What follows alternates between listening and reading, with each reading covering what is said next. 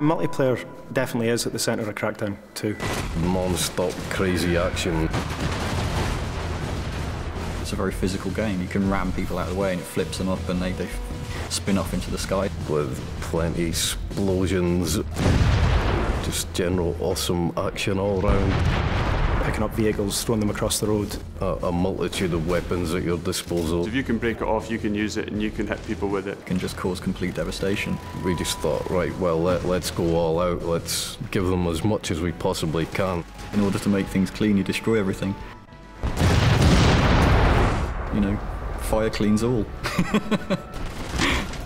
Episode 1, Fun with Friends. A lot of people love the fact that you can have this open world environment and mess around with your mates. We've doubled the amount of players for co-op. We've turned it up to 4-player co-op, 4 times the people, 4 times the fun, basically. There's so many things to do in the city, it's pretty remarkable that we've managed to fit that in. We have to make all of those missions support 4 players.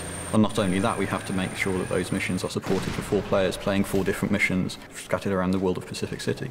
You've got all of the, as everybody knows, the orbs. It's about making sure that, you know, you have that group experience with orbs, like renegade orbs, where, you know, they actually make it pretty tricky for you to get hold of them and they run away from you. You know, one person can chase them and another person can figure out where they're going and kind of help out. Races, so you've got rooftop races, road races.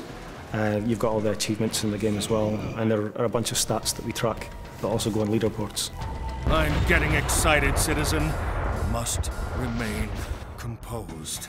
One thing we're pretty proud of is that you can then seamlessly go from your campaign game into your multiplayer game. There was a few times when you'd be playing the game and somebody would enter your game when you were testing and you didn't actually know they were in, and then suddenly this rocket would come from the side and there's one of the guys who's just joined your game and started blowing everything up. Your friends come home from school or work or whatever, they just jump straight into your game. The player can come at a problem from 4 different sides and just defeat it that much faster. We've added turreted weapons to all of the vehicles as well. Nominate one guy to drive, he jumps in, 3 of you jump in the back of the vehicle, one of you might have a rocket, another guy a heavy machine gun. You can just be a 100-mile-an-hour killing machine soaring through the city.